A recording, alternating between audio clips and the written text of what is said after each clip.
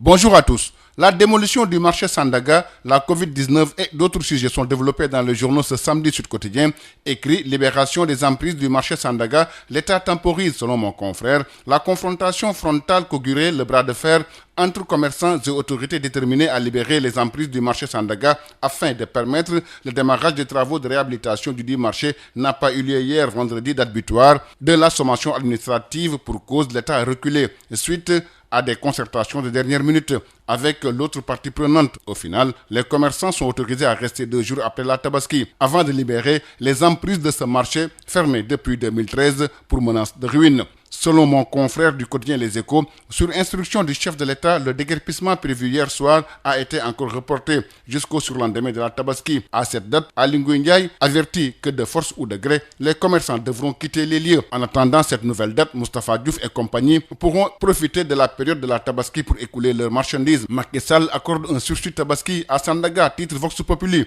Le chef de l'État a donné suite aux demandes des médiateurs dont le khalife général des Mourides, Serigne Mountakha Bassirou Mbacké. La démolition du marché Sandaga reporté écrit 24 heures. Un recul d'État barre la une du quotidien critique. Alors que tout l'arsenal était en place pour exécuter une décision officielle, la police a été nuitamment instruite pour passer l'éponge et de reprogrammer l'opération de déguerpissement après la Tabaski, une reculade de suite à la surenchère des commerçants ou consécutive au manque de préparation des autorités. Dans le quotidien LAS, Aly Ngouille Ndiaye déclare que le chef de l'État, Macky Sall, a été très sensible aux sollicitations des occupants des alentours du marché Sandaga. Macky Sall compréhensif envers les commerçants, titre La Tribune. Enquête écrit, les commerçants obtiennent un sursis. Le déguerpissement des commerçants de Sandaga reporté jusqu'à la Tabaski. Renchérit le quotidien national Le Soleil. Covid-19, Sud Quotidien s'arrête sur la reddition des comptes dans la gestion du fonds Force Covid-19, selon mon confrère. Le président de la République qui a sonné lors du dernier conseil des ministres le gouvernement de se mettre à la disposition de l'Assemblée nationale pour s'expliquer sur la gestion des 1000 milliards du fonds Force Covid-19.